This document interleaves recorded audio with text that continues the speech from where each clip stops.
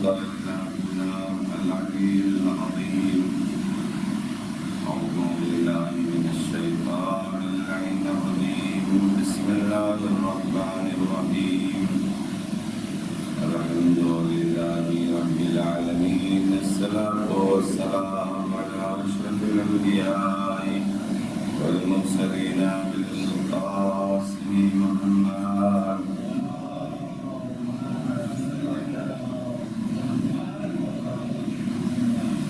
الذي كان عليا في درجاته وخاتما في تكريراته وحسنا في صفاته وحسنا في تجلياته وزين العابدين في عباداته وخاطرا في الأولين والآخرين بمعلوماته وصادقا في أقواله وتامنا على جميع الأحوال ومتمكنا في مقام الزاد وعدا كفور عند العطاء وهاديا إلى سبيل النجاة وعسكريا مع الهدى ومهديا إلى دار العصر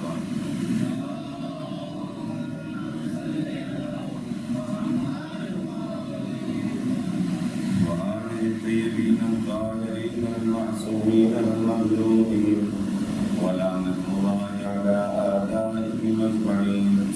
رب اشرح لي صدري ويسر لي أمري واحلل عقدة من لساني يفقهوا قولي. أما بعد فقد قال الله تبارك وتعالى في قرآنه الكريم وهو أصدق الصادقين وقوله الحق. بسم الله الرحمن الرحيم. من المؤمنين رجال صدقوا ما عاهدوا الله عليه فمنهم من قضى نحبه ومنهم من ينتظر وما بدلوا تبديلا.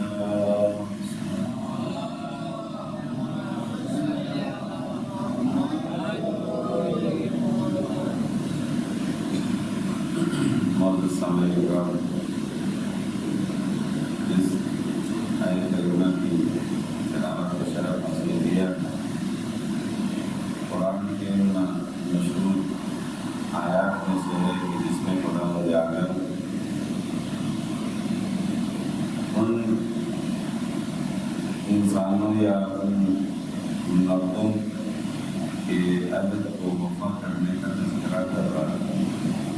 چنانچہ ارشاد ہے کہ مومنین میں سے وہ رجال ہیں کہ جنہوں نے اللہ سے کیے ہوئے اپنے وعدے کو پورا کر دیا.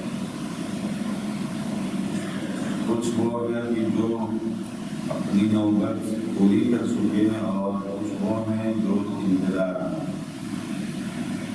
اور ان کے اس عہد و پیمان میں بالکل بھی کوئی تبدیلی نہیں ہے.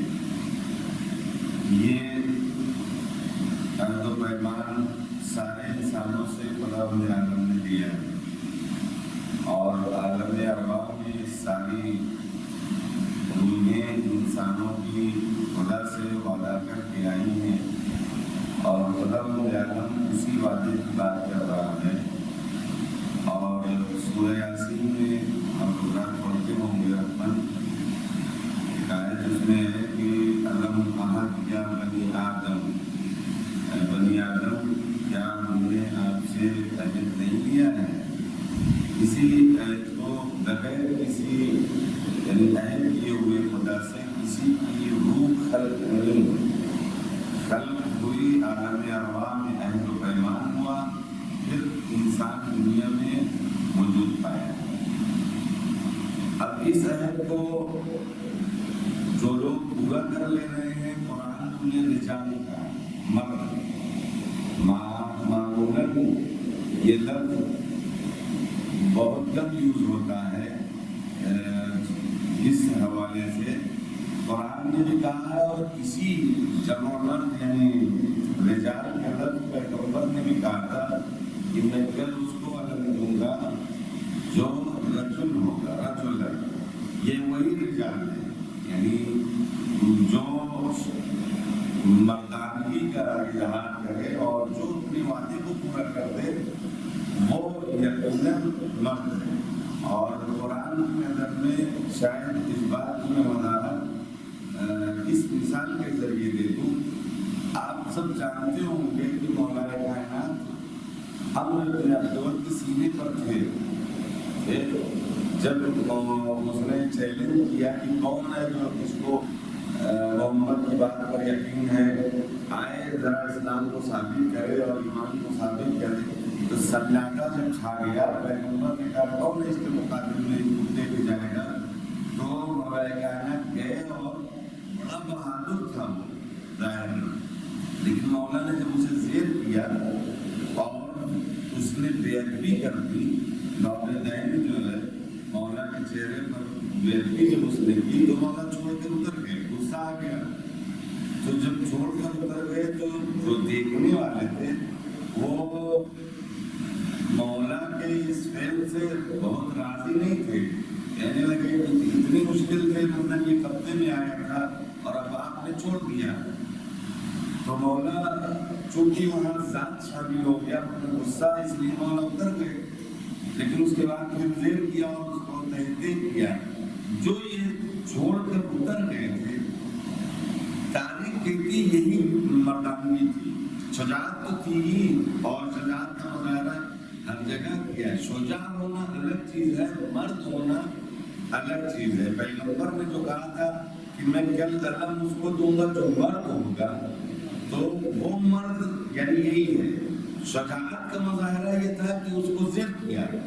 پھر زیر کرنے کے بعد اتنے بہادر پہلوان کو اس کے بعد اتر گئے سینے سے, یہ مردانگی تھی کہ جیسے ابھی زیر کیا پھر کروں گا. تو مرد ہونا الگ ہے. قرآن نے یہ جو کہا من المؤمنین رجال, یعنی مردانگی یہ ہے کہ اپنے وعدے کو وفا کر دیا جائے. مردانگی یہ ہے, قرآن نے انہی بات کو کہا کہ مومنین میں جو مرد ہیں وہ افراد کے جو اللہ سے کیے ہوئے وعدے و پیمان کو پورا کر رہے ہیں.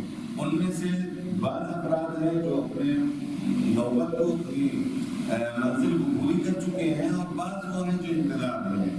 تو پوری کرنے والے شہداء کربلا ہیں, ابو اسرا کی منزل ہے جو اپنے عہد و پیمان کو. ہماری بات کل یہاں تک آئی تھی کہ شام اور وہ سچویشن جو حکومت بنی امیہ کی تھی, وہ کنڈیشن کیا ہے, اور اس میں شہادت امام مظلوم کی ہو چکی.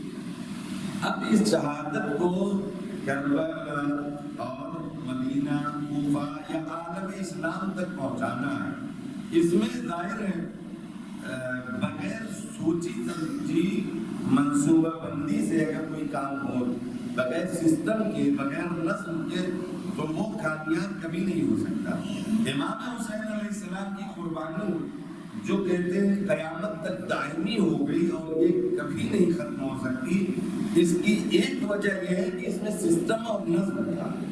بغیر منصوبہ بندی سے نہ تو یزید جیسا حکمراں یا بنی امیہ کی جس نے ہر جگہ اپنے یعنی پیر جمائے تھے, اس کے پیروں میں لغزش نہ آتی. لیکن یہ سسٹم یا نظم یا منصوبہ بندی جو اہل بیت اور خصوصی طور پر امام حسین اور سید سجاد اور جناب زینب نے کیا, اس منصوبے اور اس نظم اور اس سسٹم کی وجہ سے وہ بے دست و پا اور چت ہو گئے جس کو کہا جائے. ورنہ معاویہ کے لیے رشید رضا تفسیر المنار میں لکھتے ہیں کہ یہ یعنی ایسا ہے, ایسا ظالم اور حکمراں تھا کہ یورپ والوں کو اس کا سونے کا پتلا بنا کر اس کی پوجا کرنی چاہیے. کیوں؟ اس لیے کہ جو آج وہ کر رہے ہیں یہ اس نے ہی ان کو بنیاد عطا کی. اگر اس نے مسلمانوں کے درمیان اتنی زیادہ پھوٹ نہ ڈالتا اور اختلاف اپنی حکومت اور کرسی کے لیے نہ ڈالا ہوتا, تو آج یورپ والے اتنے کامیاب ظاہر اسلام کے مقابلے میں نہ ہوتے. لہذا یورپ والوں کو اس کا پتلا سونے کا بنا کے اس کے سامنے اس کی عبادت کرنی چاہیے، پوجنا چاہیے کہ جو کام ہم لوگ نہیں کر سکے یا کر رہے ہیں یہ اسی کی دین ہے۔ کہنے کا مطلب یہ ہے کہ اب سچویشن یہ ہے کہ آل رسول اسیر ہیں اور ایک یعنی شہادت شہداء کی ہو چکی ہے۔ اس میسج کو اب عالم اسلام تک جانا ہے۔ کون سا ایسا کریکٹر ہو، کون سا ایسا کردار ہو کہ جس کی وجہ سے یہ اچھا یہ بات طے ہے کہ یہ لوگ چپ نہیں بیٹھے کہ بھائی اب قتل ہو گیا حسین ابن علی اور ان کے 72 ساتھیوں کا، تو اب کوئی سسٹم یا کوئی اڑچن نہیں آنے والی، جیسے چاہو رہو، ایسا نہیں تھا۔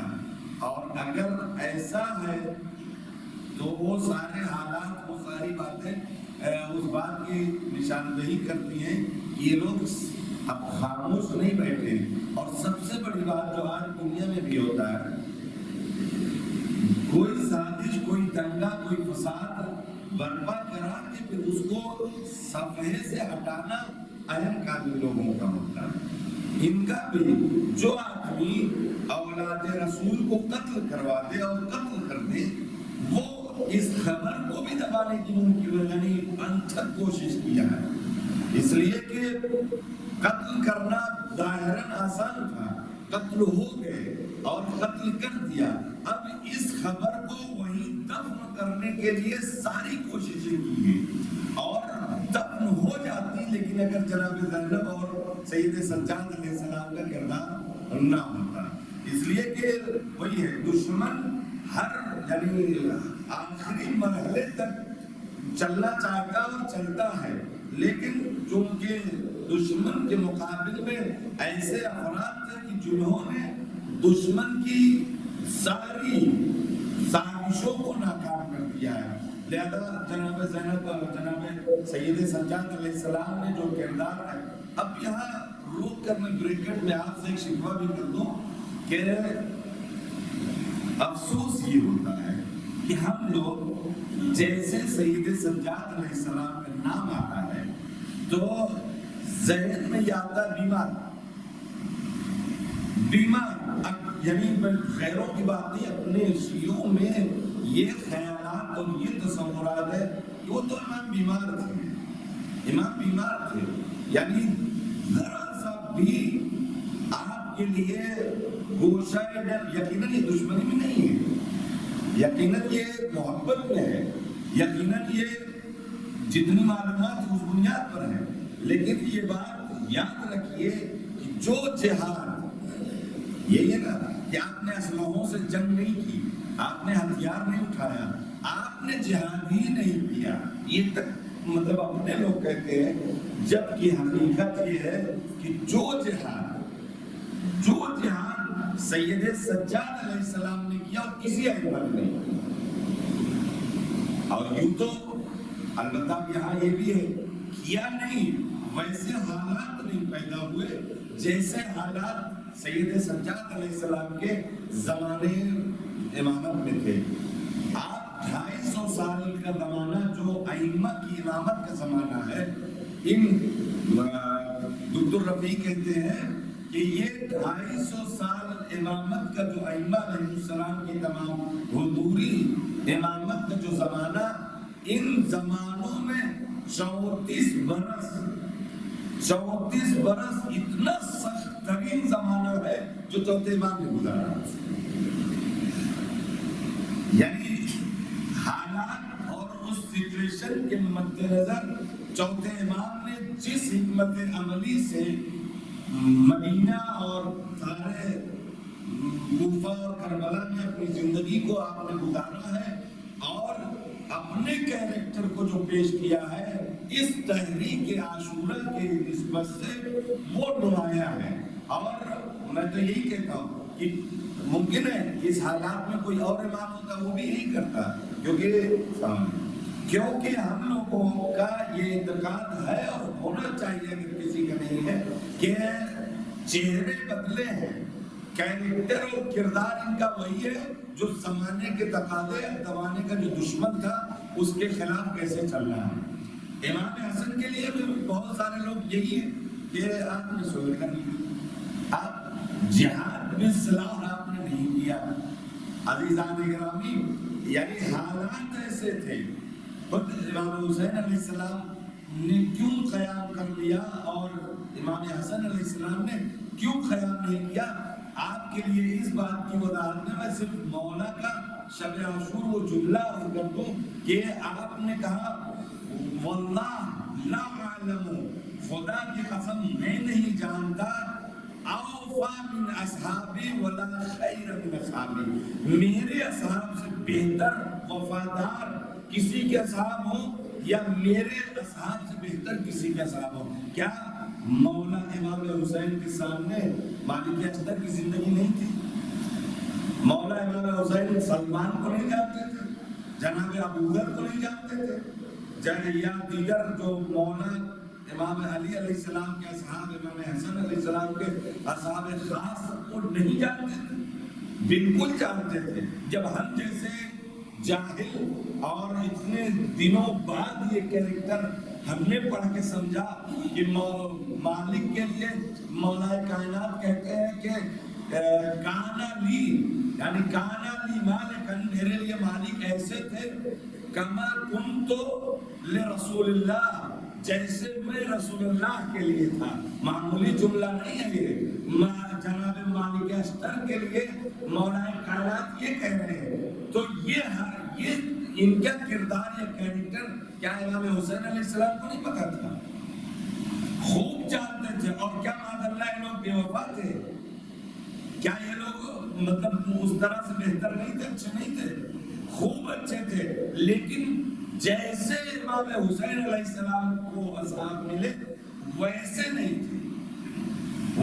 ورنہ اگر ہوتے تو پھر مولا جو قیام کی ضرورت، یعنی معاویہ شاید اتنا بڑھ بھی نہیں پاتا، جو بنی امیہ کی یعنی نیو یا بیس جو مضبوط ہوئی وہ کنڈیشن میں پہنچتی ہی نہیں۔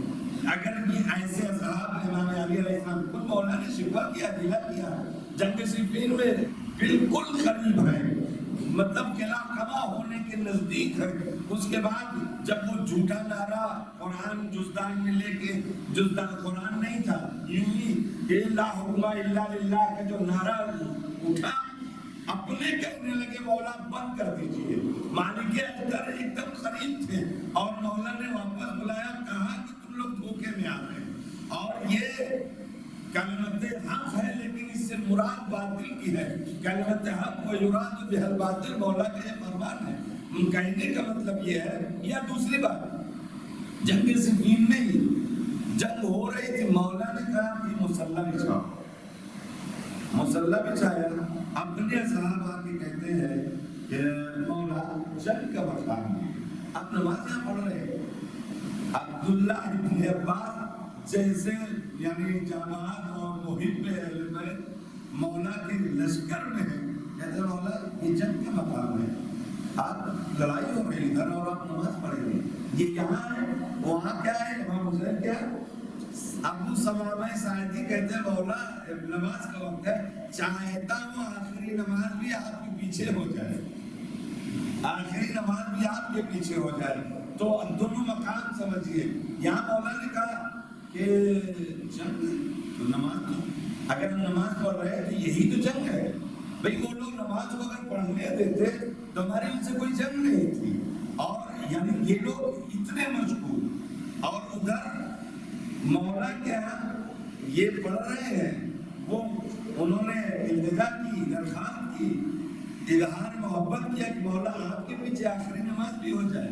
مولا نے دعا دی، جعلک اللہ من المصلین، اے ابو ثمامہ ساعدی اللہ تمہیں نماز گزاروں میں قرار دے۔ اور اس کے بعد سعید زہیر آگے جنگ شروع ہے، جنگ رکی نہیں۔ تیر کیوں؟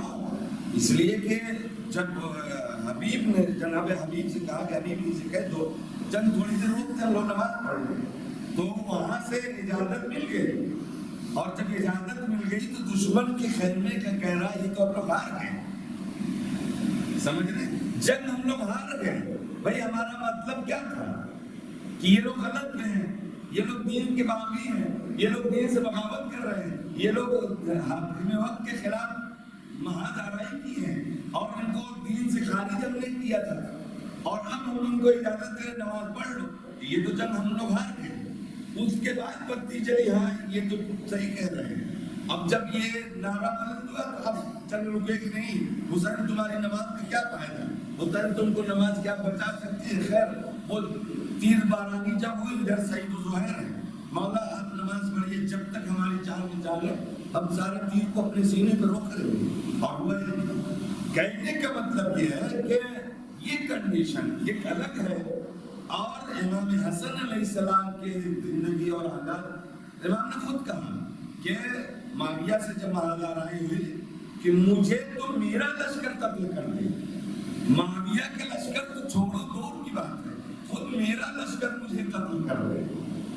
اور پھر یہاں کنڈیشن یعنی حالات جو دشمن کی طرف سے تھے وہ یہ تھے کہ صلح کریے، مولا نے پیشکش نہیں کی ہے اور آپ نے صلح کیا۔ امام حسین علیہ السلام کے زمانے میں صلح کی کوئی بات ہی نہیں تھی۔ صلح اور بیعت میں بہت فرق ہے۔ صلح کا مطلب یہ ہے کہ آپ کے کچھ نظریات ہیں، میرے کچھ ہیں، آپ اپنا نظریہ رکھیے، میں اپنا نظریہ رکھوں، بیچ والی ایک بات کر کے آپ اپنی جگہ بیٹھیے، میں اپنی جگہ بیٹھوں، نہ آپ کو میری اطاعت کرنا ہے نہ میں آپ کی اطاعت کروں گا۔ یہ صلح ہے، یعنی کسی بات پر راضی ہو جانا، ایگریمنٹ کر کے بیٹھ جانا، اپنے اپنے حق کو حفاظت کر کے۔ امام حسین علیہ السلام نے یہ کیا، امام حسن علیہ السلام، امام حسین علیہ السلام، وہاں صلح کی بات ہی نہیں ہوئی، وہاں یہ ہے کہ یا بیعت کراؤ یا جو ہے سر لے آؤ۔ بیعت کا مطلب یہ ہے کہ آپ تائید کر رہے ہو کہ یہ جو کالا گورا کر رہے ہیں یہ سب ٹھیک کر رہے ہیں اور ہم بیعت کر رہے ہیں۔ یہ نواسے رسول سے نہیں ہو سکتا، یہ حق کے پیغمبر سے نہیں ہو سکتا کہ وہ کسی ظالم جابر اور اس کا کیریکٹر یہ ہے کہ شراب، منبر پہ کتے اور بندر کے لیے بہترین ہیرے جواہرات جیسے سونے اور چاندی کے لباس یہ منبر پہ لا کے بٹھاتا تھا۔ کیا تصور کیا تھا؟ یہ ماذ اللہ پیغمبر ہے، رسول اللہ ہے۔ بندروں سے کھیلنا، کتوں کو نچانا، شراب، یہ کہہ دیا تھا اگر تم لوگوں کو خراب لگے میرا شراب پینا تو مت دیکھا کرو، مت آیا کرو جب میں شراب کے نشے میں رہوں یا پیتا رہوں۔ یہ اگر ایسے ظالم جان، خود مولا نے کہہ دیا ہے کہ میں اِنَّ أَهْلَ بَيْتِ النُّبُوَّةِ وَمَعْدِنُ الرِّسَالَةِ وَمُخْتَلَفَ الْمَلَائِكَةِ وَمَحَلَّ الرَّحْمَةِ۔ اور یہ یزید، یہ شارب الخمر، فاسق، کاذب اور معلن بالفسق، قاتل نفس محترمہ، مثلی لا یبایع مثلہ، خود مولا نے بتا دیا۔ اور یہ مجھے لگتا ہے کہ پورے تاریخ بنو امیہ میں یعنی سرکاری دفتر میں یہ پہلا اور یعنی مجاہد اور انسان امام کہ جنہوں نے کھلا یزید کو یہ کہہ دیا کہ یہ فاسق، فاجر اور قتل نفس محترمہ ہے اور اس کی میں بیعت نہیں کر سکتا، اس جیسے کی بیعت نہیں کر سکتا۔ یہ حسین بن علی نے وہاں کہہ دیا اور یہ آج تک جاری ہے، آج تک جاری ہے۔ کہنے کا مطلب کنڈیشن ان کی یہ ہے، امام حسن کی کنڈیشن وہ تھی، لہٰذا انہوں نے ان کے پاس ویسے اصحاب نہیں، امام حسین کے پاس ایسے اصحاب ہیں۔ اب اس کے بعد جو کنڈیشن سید سجاد علیہ السلام کی آتی ہے وہ یہی یزید ابھی ہے جس کے لیے امام حسین یہ کہہ چکے ہیں، یہی یزید یہ ہے، شام ابھی وہی ہے، سب کچھ ابھی وہی ہے۔ ایسی سچویشن میں سید سجاد علیہ السلام کون سا رخ اختیار کریں کہ جس کی بنیاد پر تحریک عاشورہ محفوظ رہے اور قربانی یا جو پیغام امام حسین ہے وہ دنیا تک پہنچ جائے۔ امام حسین علیہ سید سجاد علیہ سب سے پہلا کام آپ نے وہ خطبے یعنی جو میں پہلے ہیڈنگ کے طور پر سن لیں کہ مستقیماً زبان سے اور کردار سے، دو پارٹ میں اگر ان کی زندگی کو آپ بانٹیں کہ ڈائریکٹ یا زبان سے یا کردار سے، اور غیر مستقیم وہ یعنی کردار کے ذریعے سے. جو زبان سے کیا ہے دعا مناجات، دعا مناجات، اور جو غیر زبان سے ڈائریکٹ کیا ہے گریا. اور ایک کیریکٹر جو بہت نمایاں رہا ہے وہ غلام خریدنا، ان کی تربیت کرنا اور پھر انہیں آزاد کرنا. بہت غلام خریدتے تھے اور عید کے دن سینکڑوں کی تعداد میں آزاد کرتے تھے. یہ جو مشہور نام ابو حمزہ سمالی، زرارہ، یہ سب امام کے شاگردوں میں ہیں، یعنی غلاموں میں ہیں.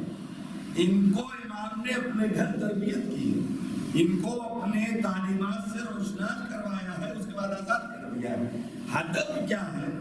ہدف یہ ہے کہ جہاں یہ جائیں گے کم سے کم دو آدمی کو، اپنے گھر والوں کو تو حق اور تعلیمات اہل بیت پہنچائیں گے. لہٰذا یہ غلام خرید کے ان کو آزاد کرنا، پھر دعا. اب یہاں سے دعا، چونکہ پنجشنبہ بھی ہے آج، یعنی اس کو کیا کہتے ہیں، گروار. دعا اسلحہ کی. امام حسین علیہ السلام نے اسلحوں سے جنگ کی، تو سید سجاد نے بھی اسلحے سے جنگ کیا. پیغمبر کا فرمان ہے الدعاء سلاح المومن، دعا مومن کا اسلحہ اور ہتھیار ہے. تو اگر ایک طرف تیر و نیزہ اور تلوار ہے اسلحے کے طور پر، تو دوسری طرف دعا ہے. دعا بھی ہتھیار ہے، پیغمبر نے بتایا ہے. اور دعائے کمیل ہم لوگ شب جمعہ پڑھتے ہیں، دعائے کمیل میں کیا ہے؟ وَالسِّلَاحُ الْبُكَا، یعنی رونا یہ اسلحہ ہے، یعنی مومن کا ہتھیار دعا ہے، گریا مومن کا یہ بھی ہتھیار ہے. تو امام سجاد علیہ السلام نے یہ دو نمایاں ہتھیاروں سے جنگ کی ہے. گریا بھی آپ کے زندگی میں 35 برس، دیکھیں غم تو تھا ہی کربلا کا اور امام حسین علیہ السلام کی قربانی کا، یعنی اس غم کو کوئی بیان نہیں کر سکتا جو سید سجاد علیہ السلام کو تھا، اپنے بابا اور اپنے کنبے کے لٹنے کا اور قتل ہونے کا اور بیویوں کے اسیر ہونے کا. لیکن اتنا رونا، کھانا آیا رو دیا، پانی آیا رو دیا، قصاب کی دکان سے گزرے رو دیا، دریا دیکھ کر رو دیا، کسی بھی کنڈیشن کو آپ نے خوشی کی محسوس کیا وہاں رو دیا. یہ رو دیا، اتنا رونا، اتنا رونا، یہ اسی لیے تھا جب میں رو تو لوگ پوچھیں. یہ تبلیغ ہے، یہ اور یہ رونے اور ہنسنے میں یہ فطری فرق ہے بنیادی، کہ ہنسنے والے کو اگر زیادہ کوئی ہنستا ہے تو اس کو کہہ دیا جاتا ہے پاگل ہو گیا، پاگل ہو گیا. یوں تو اب خیر زمانہ بدل گیا ہے، اب کون ہنستا ہی. اب وہی شیر صادق آتا یا تو دیوانہ سے اب تو جسے توفیق دے، ورنہ اس دنیا میں آ کے مسکراتا کون ہے.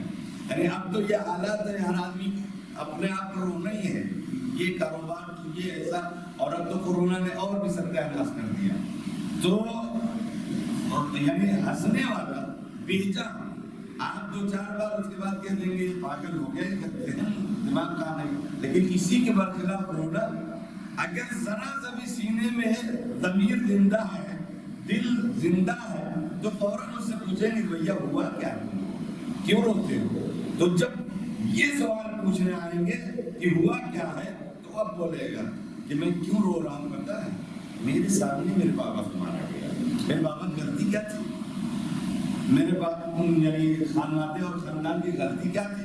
یہ لوگ اللہ کا کلمہ بلند کر رہے ہیں، اور ادھر جو لوگ مارنے آئے تھے وہ چاہ رہے تھے کہ اللہ کا کوئی نام لینے والا نہ رہ جائے، نہ کوئی قرآن کا نہ کوئی اسلام کا.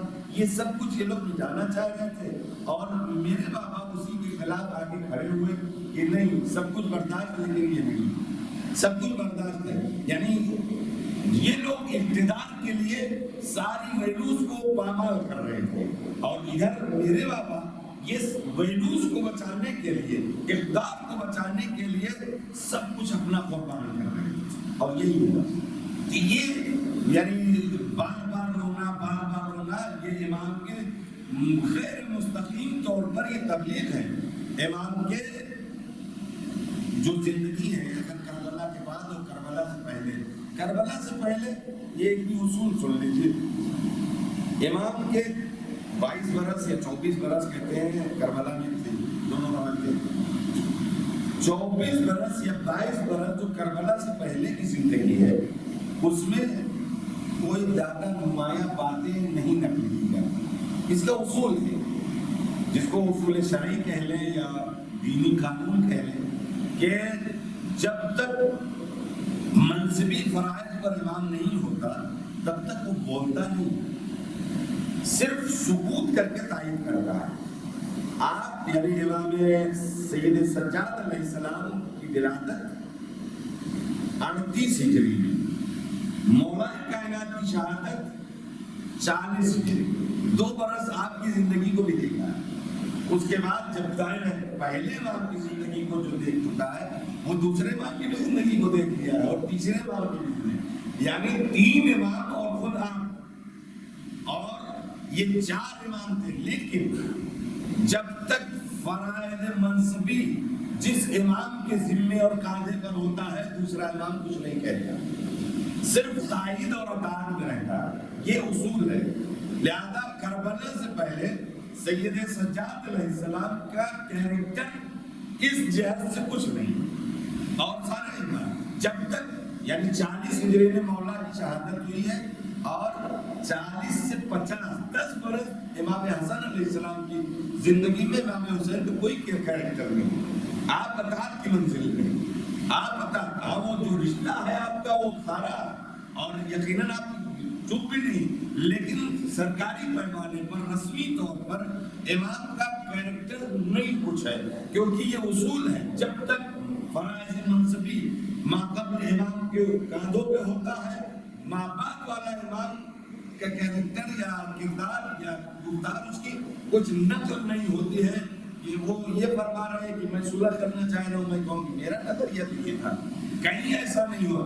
اور امام یعنی اہل بیت علیہ السلام نے یہ 50 ہجری میں امام حسن کی شہادت واقع ہوئی ہے، 50 سے 61 برس یعنی 61 ہجری میں واقع کربلا ہوا ہے، 10 برس اسی صلح پر امام حسین باقی رہے ہیں، یہ تاکہ دنیا کو یہ بتا دے میرے اور میرے بھائی حسن ان دونوں کے کیریکٹر میں کوئی تضاد نہیں ہے۔ یہ تو وہی کم پڑھے لکھے 2-4 کتابیں پڑھنے والے سوچتے دونوں کیریکٹر میں اختلاف پایا جا رہا ہے، جس طرح سے یعنی یوں کہوں لفظوں کو بدل کر کہ یہ قرآن ناطق ہے، ان کے کیریکٹر میں تضاد لگ رہا ہے، بالکل اسی طرح ہے جیسے کچھ لوگوں کو قرآن کی آیات میں، قرآن ثابت کی آیات میں تضاد لگتا ہے کہ یہ آیت تو یہاں یہ کچھ کہہ رہی وہاں کچھ کہہ رہی، اس کا اس میں تضاد نہیں ہے، نہ اہل بیت اور امام حسن اور امام حسین کی زندگی میں کوئی تضاد اور اختلاف ہے، یہ جہالت اپنی ہے، ہمیں کیریکٹر پتہ نہیں ہے، نہ ہم نے اس گہرائی تک کبھی پڑھا ہے نہ سنا ہے، لہذا یہ اختلاف نظر آتا ہے، جبکہ 10 برس اسی صلح پر باقی رہے جس صلح کو امام حسن کر کے گئے تھے، اور شاید دنیا کو یہی بتانا چاہ رہے تھے کہ جو ہمارے بھائی اور امام نے کیا ہے ہمارے، اس کی ہم تائید کرتے ہیں۔ وہ تو جب ادھر سے صلح کی پیمان توڑے گئے تو اب آ گئے مثلی لا یبایع مثلا، یہ کیریکٹر ہے۔ اور امام سید سجاد نے بھی آپ کی یہی زندگی کربلا کے پہلے اسی لیے نمایاں لاتا نہیں ہے کیونکہ منصب فرائضی منصب ابھی آپ کے اوپر آپ کے کاندھوں پر نہیں تھا، لیکن کربلا کے بعد آپ کو کی زندگی کو 3 پہلوں میں آپ بانٹ سکتے ہیں، جہادی زندگی، عبادی زندگی اور تبلیغی زندگی۔ ان تینوں پہلوں میں جناب سید سجاد نے جو نمایاں کردار ادا کیا ہے وہ تاریخ نہیں لکھ سکتی۔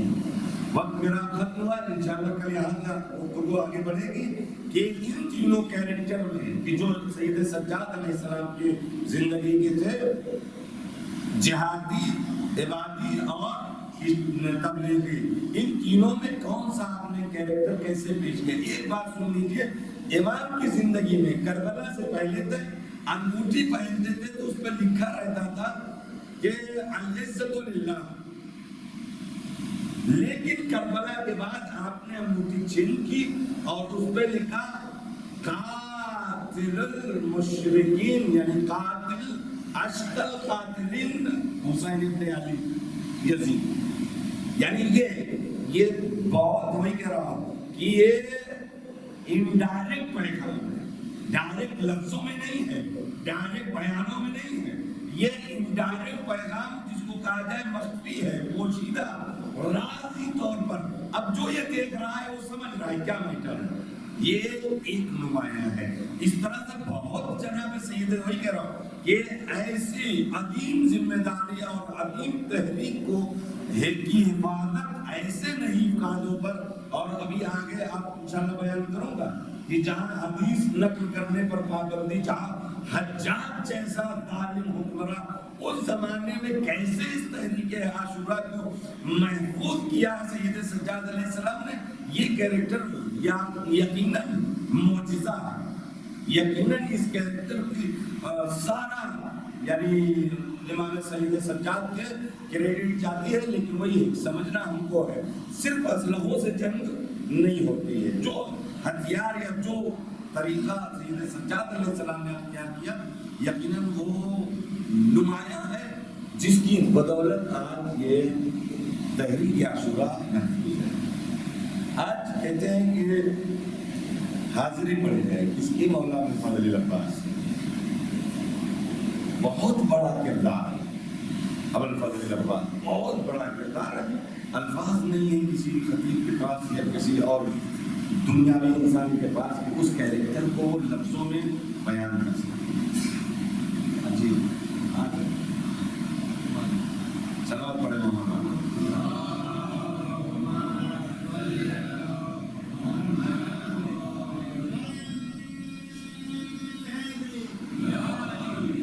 اور کل دعا ڈبا انشاءاللہ 7:30 اور اس کے بعد میں خیر.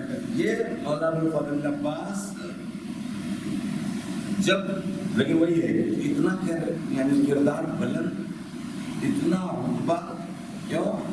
کعبے کی چھت پر چڑھ کے کہتے ہیں یہ وہ جگہ ہے جو حسین کے بابا کا چچا خانہ ہے، جہاں حسین کے بابا پیدا ہو. مولا آپ کے بابا کا بھی ہو گیا، مولا اب یعنی حضرت علی علیہ السلام کے بیٹے ہیں آپ بھی، تو کہیے میرے بابا نہیں. امام کے رہتے ہوئے اپنے وجود کو ظاہر کرنا یہاں تک ہے.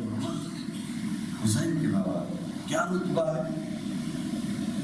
امان نامہ آیا ہے، امان نامہ آیا ہے کہ آپ کی جان کی امان ہے، آپ آ جائیں. مولا نے کیا کیا؟ تجھ پر بھی لعنت، تیرے امان نامے بھی لعنت. یہ کیریکٹر جب پیش کیا گیا ہے، یہ کردار، پھر کون اس کردار یا اس نام کو عالم ملکوت تک پہنچنے کے لیے کون روک سکتا ہے؟ ہم نہ چاہتے ہوئے بھی تذکرہ ان کا ہو کے رہے ہیں. جس نے اپنے وجود کو فنا کر دیا اطاعت امام، اطاعت خدا، اس کے وجود، اس نے اپنے وجود کو وجود نہیں سمجھا. کمزور مجبور ہو کے آدمی قیام نہ کرے، اقدام نہ کرے، زکوٰۃ کا مظاہرہ نہ کرے تو سمجھ میں آتا ہے جس کے پاس اتنی طاقت ہو کہ وہ نقشہ بدل دے اور وہ صبر کر لے جائے، کمال نہیں ہے. جناب ابوالفضل العباس کا یہ کیریکٹر سب کچھ ہوتے ہوئے، اور امام حسین علیہ السلام نے بھی اطاعت امام کا یہ عالم راستے پر یہ کہتے ہیں. غصہ کئی مقامات پر آیا، کئی مرحلوں میں ایسی بات آئی کہ جنگ ہو جائے، لیکن نہیں. کربلا کربلا کربلا کربلا میں بھی آپ کو وہ اس جہت سے اذن نہیں ملا کہ آپ کو جنگ کرنا، پانی لانے کی اجازت. یہ کون ہے ابوالفضل؟ جانتے باب الحوائج آپ کا لگتا ہے. ایک لڑکا اپنی ماں کا تابوت میں لٹا کر مولا ابوالفضل العباس کے زری کے قریب آئے اور آن کر کہتا ہے مولا میرے پاس دنیا میں صرف یہی ایک ذات، کچھ نہیں میرے پاس.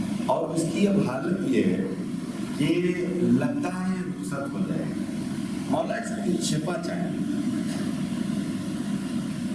مولا اگر شفا نہ ملی تو میں جا کے نجف آپ کے بابا جا کے شکایت کروں کہ سب کو تو آپ دیتے ہیں, سب کو تو دشمن خیر آ کے لے جاتا ہے آپ کے یہاں سے, اور میں نہ پاؤں, مجھے نہ ملے. میری ماں کو شفا ہونی چاہیے. آیت اللہ جعفر شستری یہ یوں مانگوں میں مراجع اکرام مجلس نہیں پڑھتے, لیکن یہ واحد یعنی مرجع ہے جو مجلسیں پڑھتا ہے, لیکن دیکھ کے پڑھتا ہے. ایک دن خود ان کو بڑا انسلٹ محسوس ہوئی, بولا کب تک یہ دیکھ کے مجلس پڑھ جائے گی, کہیں کتاب ہے کہیں نہیں ہے, کہیں تذکرہ کرنے کے لیے لوگ کہتے ہیں تو میں کہتا ہوں کتاب نہیں ہے, اب اچھا نہیں لگ رہا. کہا یہ توسل کیا اور سویا. رات میں میں نے خواب دیکھا کہ مولا سما مہمان ہوا, اور مولا اپنے صاحب خصوصاً حبیب ابن مساجد سے کہتے ہیں کہ مہمان آیا اس کو کچھ پانی اور نوش کے لیے دو. تو جناب حبیب ابن مساجد اٹھے اور اٹھنے کے بعد ایک ستو کی طرح کوئی میٹھی چیز میرے سامنے پیش کی کہ یہ نوش فرمائیے آپ مہمان. جب میں نے اس میں سے انگلی سے کھایا چکھا اس کو, کہتے ہیں اس خواب کے بعد اور اس مہمان کے بعد پھر اتنا قوی حافظہ ہو گیا کہ جو بھی پڑھتا تھا بالکل یاد رہتا تھا, کتاب سے بھی پڑھنے کی ضرورت نہیں. ان کا یعنی انہوں نے دیکھا حرم میں کہ وہ لڑکا آیا زری کے پاس اور یہ کہتا ہے مولا شفا تک کیجیے ورنہ میں جا کے شکایت. میں سوچا کہ کیا میٹر, میں آگے بڑھا رہا اللہ جا کر شکر میں آگے بڑھا تو آپ سے کپڑا ہٹایا, دیکھا تو بہت بزرگ یعنی کافی ضعیف تھی اور حالت متغیر تھی. تو میں نے اس لڑکے سے کہا بیٹا کافی وقت ہے, جاؤ کفن دفن کا انتظام کرو, کیا جو ہے. تو وہ لڑکا کہتا عالم ہو پتہ ہے ان کو غیر یہاں سے آ کے لے جاتے ہیں, غیر اس طرح سے لے جاتے ہیں اور دیتے ہیں. مولا مجھے چاہیے اور اگر یہاں پہ نہ ملا تو میں جا کے نجف شکایت کروں. خیر ان کو بے حدی لگی, بھیا تم سمجھو, اور وہ جا کے اپنا عبادتوں اور دعاؤں میں مصروف ہو گئے. یہ لڑکا کہتا کہتا پھر نکل گیا. میں جا رہا ہوں نجف, تابوت وہی چھوڑا اور نجف کے لیے نکل گیا. راستے میں سوال ملے, کہاں جا رہا ہے؟ جا رہا ہوں نجف. خیریت؟ جا رہا ہوں شکایت کرنے. کس کی شکایت کرو گے؟ ابو بکر عباس بابو نواز. کیوں؟ میری ماں بیمار ہے, اس کو شفا نہیں دے رہے. ارے کہیں مالک کی غلام شکایت کرتے ہیں, کہیں آقا کی شکایت کی جاتی ہے. ہاں میں شکایت کروں گا. تمہاری ماں ٹھیک ہو گئی؟ جاؤ. نہیں, آپ کی بات کیسے مانوں کہ ٹھیک ہو گئی؟ کرنی ٹھیک ہوگی تو چلے جانا, شکایت کر دینا. جو اتنی دور میں آیا ہوں, حرم کے باہر نکل گیا اور وہاں وہ سوال ملے, اتنی دور جو آیا ہوں پھر مجھے آنا پڑے گا. اگر جا کے باہر دیکھوں اور میری ماں ٹھیک نہیں ہوئی تو پھر اتنا راستہ مجھے چلنا پڑے گا. کرنی جا کے دیکھو ٹھیک ہو گئی ہے. میں کہہ رہا ہوں تمہاری بات تو کیسے ہے؟ انہوں نے کہا کہ جاؤ دیکھو, اور اگر ٹھیک نہیں ہوئی ہوں گی تو میں اس گھوڑے پر بٹھا کے تم کو لے چلوں گا نجف اور وہاں شکایت کر دیتا. ہاں یہ بات ٹھیک لگتی ہے, آؤ میرے گھوڑے پہ بیٹھ جاؤ. اب جب کہا کہ آپ گھوڑے پہ بیٹھ جاؤ, دیکھا گھوڑا بڑا قدامت تھا, اونچا تھا, اس پر میں کیسے چڑھوں گا؟ ذرا ہاتھ پکڑا ہو.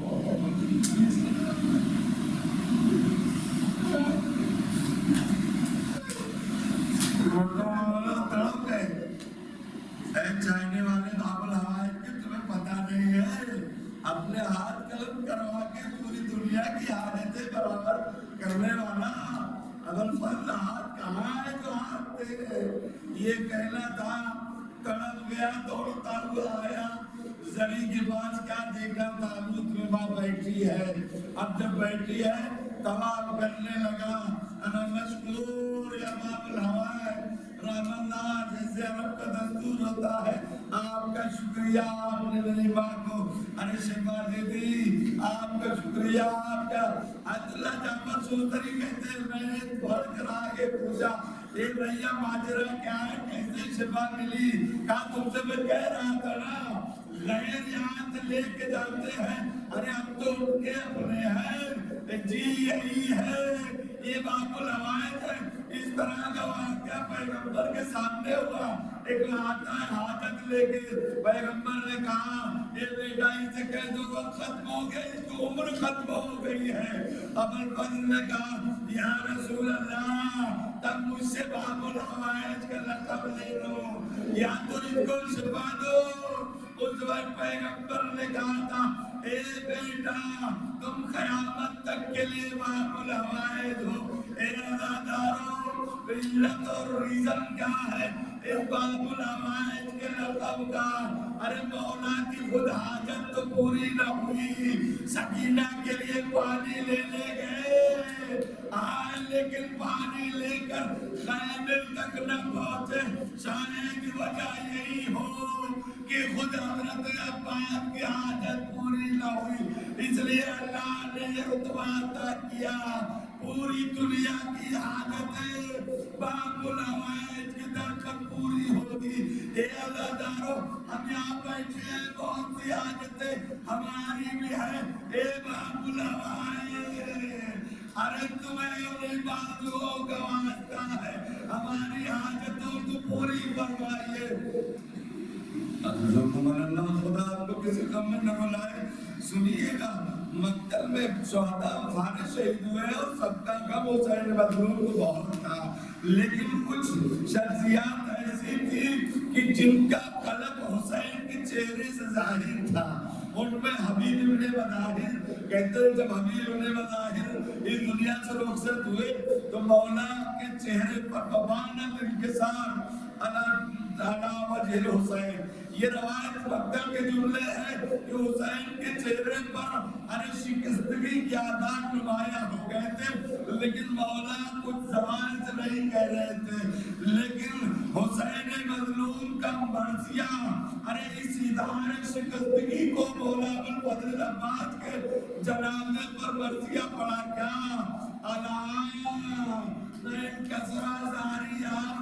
حسین کے چہرے پر شکستگی کے آثار کے ساتھ ساتھ مولا نے مرثیہ بھی پڑھا ہے.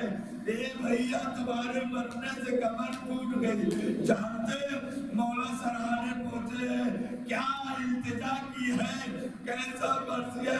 اے بھیا ابوالفضل ارے چلو دشمن تمہارے آقا کا مذاق اڑا ہے. اے بھیا تم نے ساتھ چھوڑ دیا، اب وہ آ کے جاگا کریں گی جو چین سے سوتی تھی، اور وہ آ کے ہمارا آپ کی نیند سوئے گی جو جگا کرتی تھی. اے بھیا ارے بچوں نے جو درخواست پانی کی تھی، بچوں نے اپنا مطالبہ واپس لے لیا ہے. اے چچا آ جاؤ، ہم کو پانی نہیں چاہیے. یہ مرثیہ حسین پر لوگ پڑھ رہے اور آنکھوں سے اشک کہتے ہیں حسین ارے کربلا کے میدان میں کچھ مقامات پر بہت روئے تھے. ایک مقام یہ حسین ارے عباس کی مظلومی اور عباس کی شہادت پہ تھا. آخری فرمائش کے اے بھیا جب سے دنیا میں آئے ہمیشہ آقا کہا ایک مرتبہ بھائی کہہ دو، اور مولا نے بھی کہا اے آقا جب سے دنیا میں آیا سب سے پہلے زیارت آپ کے چہرے انور کی تھی. اس دنیا میں جاتے وقت بھی آپ کی زیارت کرنا چاہتا ہوں. اے بھیا تو مشکل کیا ہے، اے مولا آنکھ میں خون ہے، تیر لگا ہوا ہے. مولا نے ابا کا دامن اٹھایا، آنکھوں سے خون کو صاف کیا، چہرے انوار کی زیارت کی، روح